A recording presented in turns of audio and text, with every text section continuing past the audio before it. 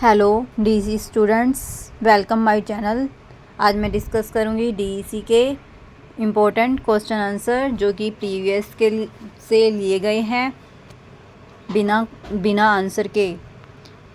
आप चाहे तो इनके नोट्स बना सकते हैं, चाहे इन्हें रेगुलरली कर सकते हैं। मैं कुछ इम्पोर्टेंट क्वेश्चन आंसर लेकर आई हूँ जो कि आने वाले एग्ज़ाम के लिए बहुत ही महत्वपूर्ण है। चलो शुरू करते हैं। आज का हमारा पहला क्वेश्चन है, खेल की विशेषताओं का वर्णन कीजिए। हमें यहाँ पर खेल के बारे में विशेषता करनी है। इसका आंसर हो जाएगा, बच्चों के विकास में खेल की एक महत्वपूर्ण भूमिका है। खेल में बच्चे खोज द्वारा सीखते हैं। खेल कल्पनाशीलता को प्रोत्साहन देता है। खेल क्रियाएं सामाजिक, भावनात्मक, शारीरिक, संज्ञानात्मक और भाषा के कौशलों के विकास में सहायक होती हैं। यह बच्चों को खेलने की कल्पना के बारे में बताया गया है। आगे नेक्स्ट आ जाता है, खेल की विशेषताएं निम्नलिखित हैं। इसकी पहली विशेषता होगी, खेल कल्पनाशीलता और सृजनात्मक को बढ़ावा देता है। खेल में बच्चे कल्पना द्वारा अलग अलग भूमिकाएं निभाते हैं। ऐसा करते हुए उनकी बातचीत और व्यवहार उसी व्यक्ति के अनुसार होती है जिनकी वह भूमिका कर रहे हैं। इस कल्पना में वे उन व्यक्तियों के विचार और भावनाओं को भी प्रदर्शित करते हैं। यह बच्चों के विचारों और भावनाओं को प्रदर्शित करने के लिए क्रिया की गई है। दूसरी हमारी क्रिया है, विशेषता है, खेल भाषाई विकास में सहायक होता है। पालनकर्ता के साथ परस्पर विनोदशीलता क्रियाओं में बच्चों को भाषा सुनने का अवसर मिलता है जो उसे बोलने के लिए प्रेरित करते हैं। इसमें हमारे भाषाओं को सुनने के लिए अवसर दिया जाता है। नेक्स्ट हमारी विशेषता है, खेल के द्वारा बच्चे सामाजिक होना सीखते हैं। खेल के दौरान बालिका यह समझती है कि लोगों और वस्तुओं पर क्या प्रभाव पड़ सकता है। जैसे जैसे बालिका बड़ी होती है वह अन्य बच्चों के साथ खेलती है। उनके साथ खेलते हुए आपस में चीज़ें बांटना, नियमों का पालन करना आदि सीखती है। बच्चे जैसे जैसे बड़े हो जाएंगे वैसे वैसे हर चीज़ का पालन करने लग जाते हैं, हर चीज़ के नियमों का पालन करने लग जाते हैं। इस प्रकार वह अन्य लोगों के दृष्टिकोण को ध्यान में रखना और उनको महत्व देना भी सीखती है। हमारी नेक्स्ट क्रिया है, खेल भावनात्मक विकास में सहायक होता है।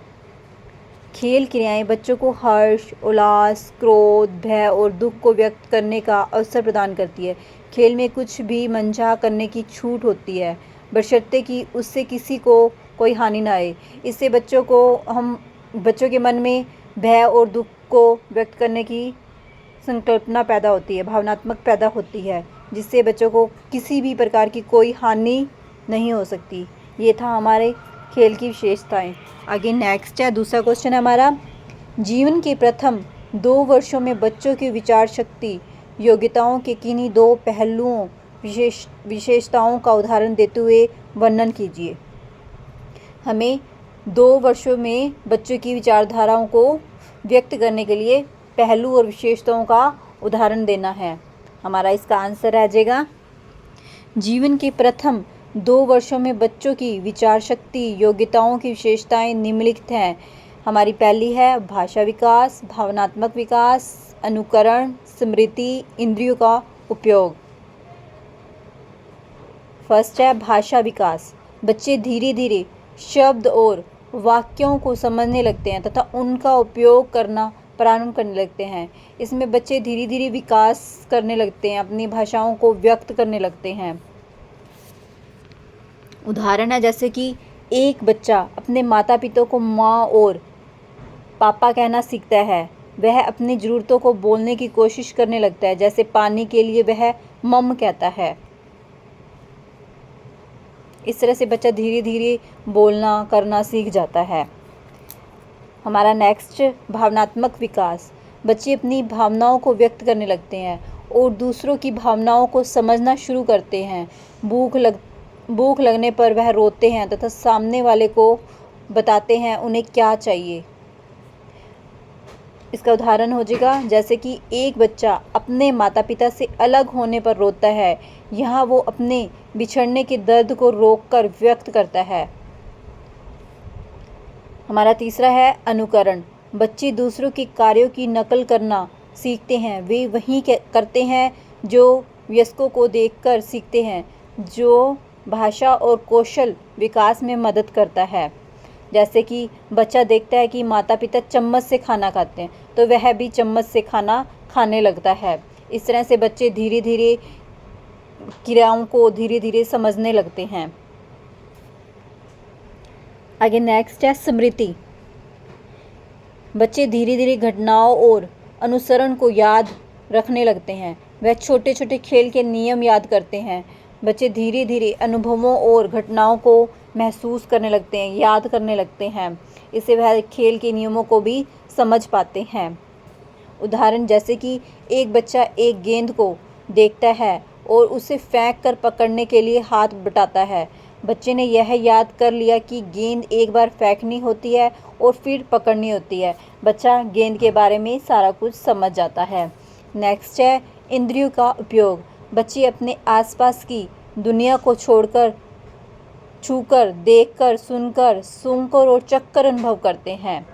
जैसे कि जब उन्हें कोई नया खिलौना दिया जाता है तो वे उसे अपने हाथों से दबाते हैं और अपने गालों पर रगड़ते हैं। वे खिलौने को कई तरह से महसूस करने लगते हैं।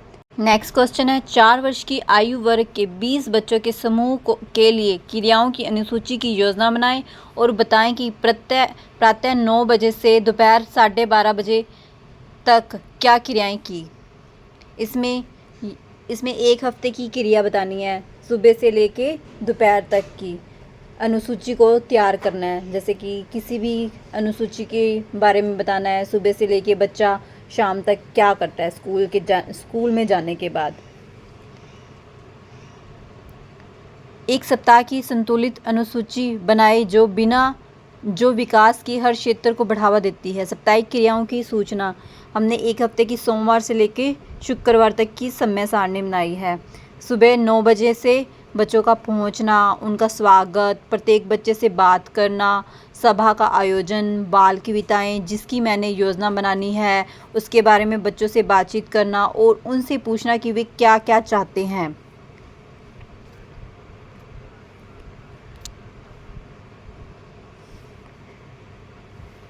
इसमें बच्चे हर प्रकार की योजनाओं को लिख सकते हैं और तैयार कर सकते हैं। फिर आता है कि 9:30 बजे से लेकर 10 बजे तक की भारी मुक्त खेल क्रियाएं, परियोजना से संबंधित चर्चा, उसके बारे में। सप्ताह की परियोजना जैसे कि पौधों को उगाना, गमले में लगे पौधों को कैसे देखभाल करनी, क्षेत्र में उगने वाले पौधों और फूलों के विभिन्न कार्यों को कैसे प्रकारों पर केंद्रित करना, इस तरह से अनुसूची को तैयार करना है।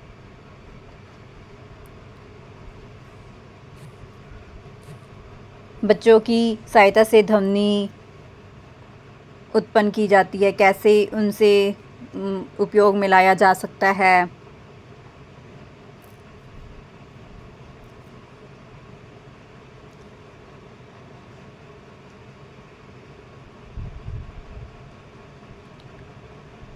फिर आता है कि 5 बच्चों के लिए एक गमले में बीज बोना, फलों और सब्जियों के रंगों और नाम की पहचान संबंधी चर्चा, समय पर असली सब्जियों और फलों का प्रयोग करना, अल्पाहार के समय फलों और सब्जियों का सलाद बनाना और खाना, सलाद बनाते समय सब्जियों और फलों के रंगों के बारे में बताना, नज़दीकी स्थान में सैर करने के लिए जाना, कुछ फूल और पत्तियों को एकत्रित करना। फिर आता है प्रातः 11 से 11:30 बजे तक अल्पाहार, प्रातः 11:30 से दोपहर 12 बजे तक कहानी सुनाना, भीतरी मुक्त खेल, बच्चे विभिन्न क्रियाओं को कैसे एकत्रित करते हैं, बच्चों की 2 समूहों में बांटकर बाग वर्ण्य विषय को उपयोग में लाया जाता है, कैसे चुनाव करें और एक समूह से दूसरे स्कूल तक वापसी में। फिर आता है दोपहर 12 से 12:30 बजे तक भीतरी मुक्त गुटके से पहेलिकाएँ, नाटकीकरण, ड्राइंग या खेल क्रियाएँ छोड़कर दूसरी क्रिया करने की, बच्चों को भ्रमण के दौरान एकत्रित सामग्री का प्रयोग करना।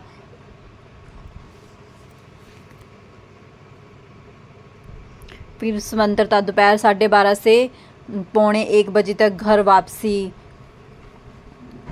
कैसे? हमने यहाँ देखा कि संकल्पनाओं में एक निरंतरता है। सोमवार को प्रशिक्षक ने पौधों को उगाने से संबंधित संरचित खेल क्रिया आयोजित की थी और फिर सप्ताह के प्रत्येक दिन उसने इस वर्ण्य विषय से संबंधित क्रियाओं को जारी रखा। नेक्स्ट है, प्रशिक्षक ने पूरे सप्ताह एक नित्यक्रम भी बनाए रखा। उसने कुछ निर्धारित क्रियाएं निर्धारित समय पर कार्यान्वित की।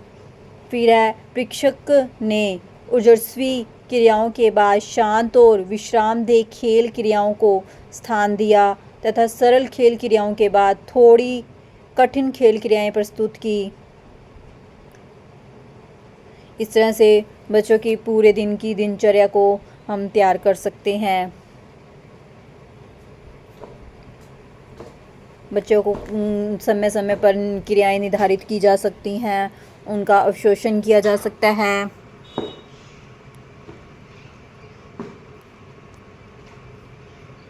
इस तरह से हमारी कार्यसूची तैयार हो जाती है।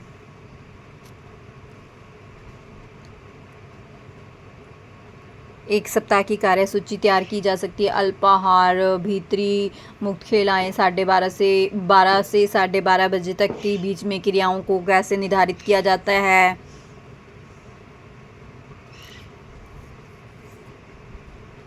दोपहर 12 से 12:45 बजे तक घर वापसी में कैसे क्रियाएं की जाती हैं। फिर नेक्स्ट आता है, निम्नलिखित प्रत्येक खेल आधारित गतिविधियों के संबंध में बताएं। गतिविधि विकास के क्षेत्र को मुख्य रूप से बढ़ावा देती। पहली गतिविधि आपके लिए एक उदाहरण के रूप में दी गई है।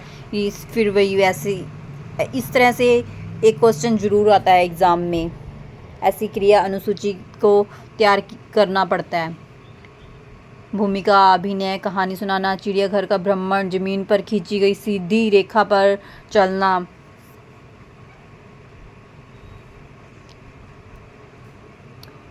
नेक्स्ट है, प्रत्येक खेल आधारित गतिविधियों के संबंध में बताएगी। गतिविधि विकास के किस क्षेत्र को मुख्य रूप से बढ़ावा देती है। गतिविधि विकास का क्षेत्र, मोतियों को धागे में पिरोना, सूक्ष्म क्रियात्मक विकास, गेंद बल्ले से खेलना, शारीरिक विकास, मित्रों के साथ खिलौने बांटकर खेलना, सामाजिक विकास, रंगों की पहचान करना, संज्ञानात्मक विकास।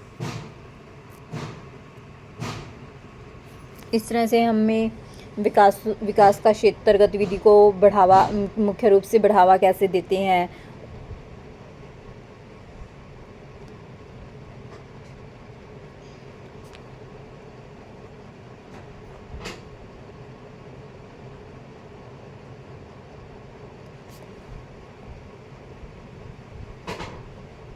फिर भूमिका, अभिनय, सामाजिक विकास, भाषा विकास। भूमिका में सामाजिक विकास, भाषा विकास का निर्धारण किया गया। चर्चा में भाग लेना, बच्चों को किस तरह से किसी भी कार्यप्रणाली में भाग लेने के लिए बताया गया है। भाषा संबंधी विकास। फिर चित्र बनाना, सूक्ष्म क्रियात्मक विकास। फिर कहानी क्रम में अगले कार्ड की पहचान, संज्ञानात्मक विकास।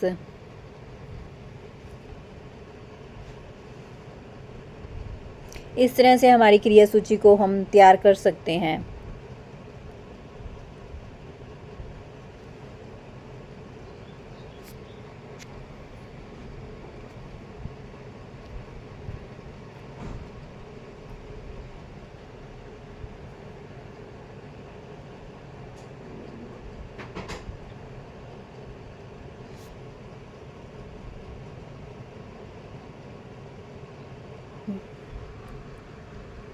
इस तरह से गतिविधियों को संबंध में बनाए रखने के लिए गतिविधि के विकास की क्रिया, खेल क्रिया को क्षेत्र को मुख्य रूप से हम बढ़ावा दे सकते हैं।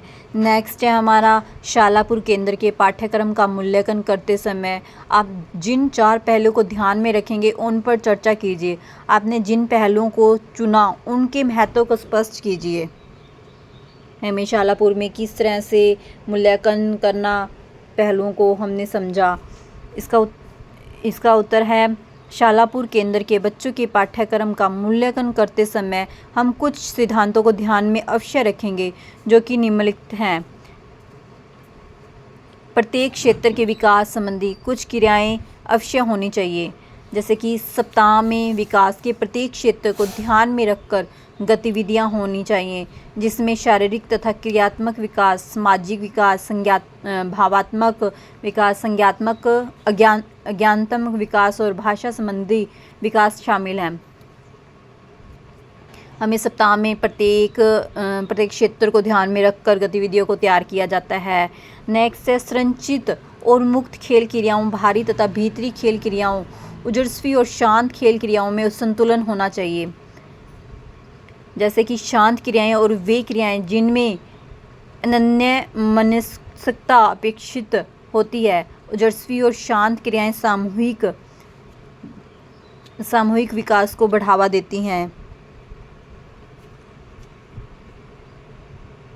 और व्यक्तिगत क्रियाएं, इन सभी में संतुलन होना चाहिए। स्थूल क्रियात्मक संतुलन और सूक्ष्म ज्ञानात्मक हो दोनों में संतुलन महत्वपूर्ण है, क्योंकि यह बच्चों के समग्र विकास में मदद करता है। यह बच्चों को हर प्रकार की खेल खेलने में मदद करता है। नेक्स्ट है प्रत्येक क्रिया को पूरा करने के लिए बच्चों को पर्याप्त समय दें। प्रत्येक क्रिया को पूरा करने के लिए पर्याप्त समय देने से कई लाभ होते हैं, जैसे कि बेहतर परिणाम प्राप्त करना, तनाव कम होना और अधिक संतुष्टि महसूस करना।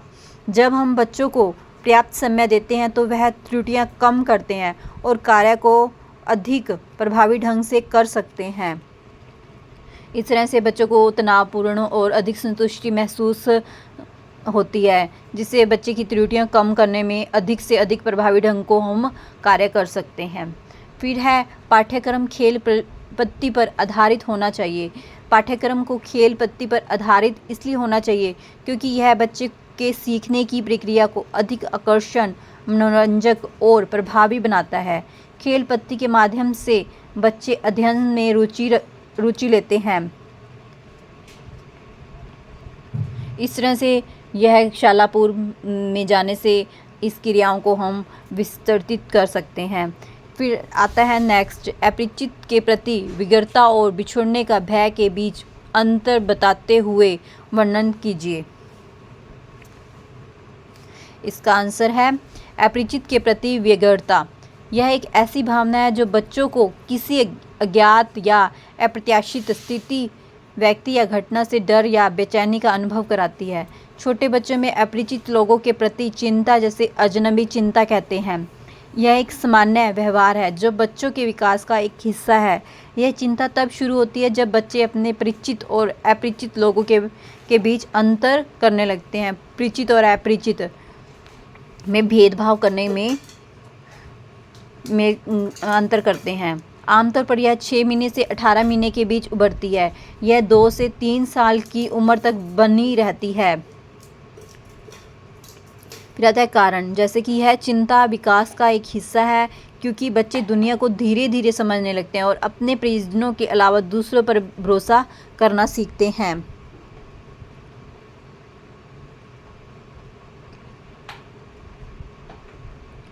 वीडियो पसंद आए तो लाइक, शेयर एंड सब्सक्राइब करें और हमें कमेंट बॉक्स में बताएं कि आपको वीडियो कैसी लगी। Thank you.